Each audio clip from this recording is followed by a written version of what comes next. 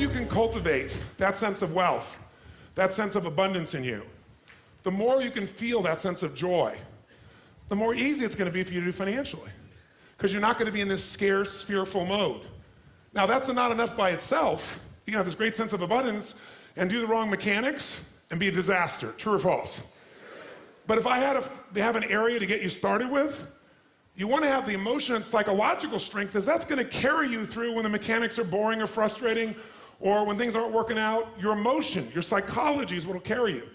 It'll get you to keep doing it. Everyone knows, if you've done any studies, Dr. Seligman is very famous for doing studies on optimism. And in those studies, you know what he found out? People that are pessimists are much more realistic. They're much more accurate.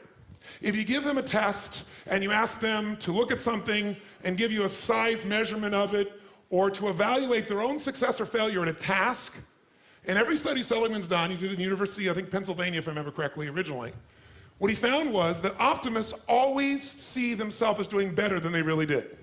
They basically BS themselves. What happens to pessimists, they're 10 times more accurate. But here's what he found out.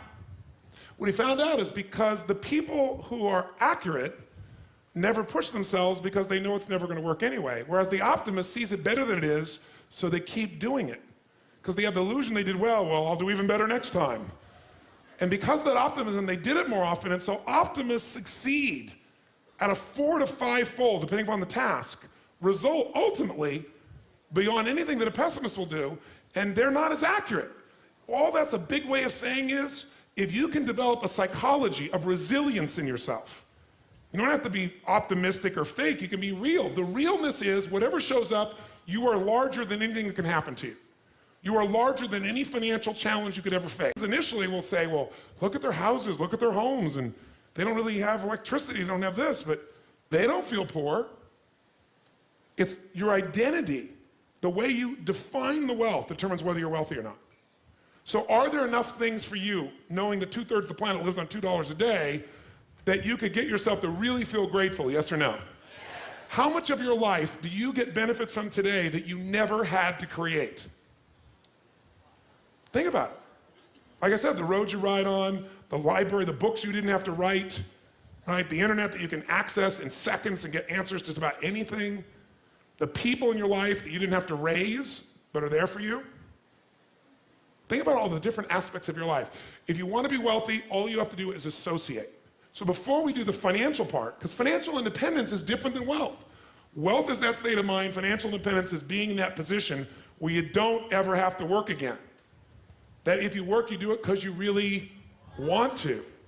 Now, I'll give you a clue. If you get financially independent and you don't work, you'll be miserable. I can't tell you how many friends I have that sold their company, made $50 million. One man made almost $1 billion and was really excited for a while. But after a while, it was like bored.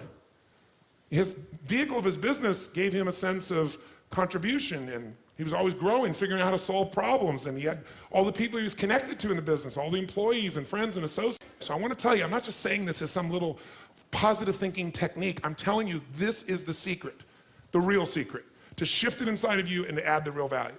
Most people are trying to pursue something in the future that they already have. I want you to think of what it is you think you want that will make you wealthy or financially free. By defining the game in a winnable way, a certain amount of money that we meet, and that covers what we're going to call financial security, which might be your housing, your cars, your food, and basic entertainment. How many would feel rich if you didn't have to work, if your investments alone, the income from your investments, the income, covered those 4 items: your housing for the rest of your life, your food, right, your travel, and some entertainment?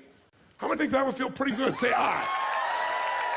And by the way, that number is way smaller than what most of you think of when you think about being financially independent, which is everything covered without working. So why not get the first one down pat?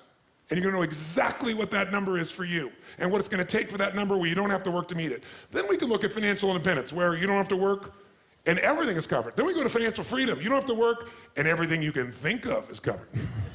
Anything you ever want to do for yourself or others, those you want to give. That's a different level, isn't it? And most people think of financial freedom, they come up with this gigantic number that if you even figured out everything you want, it's nowhere near as big as you think.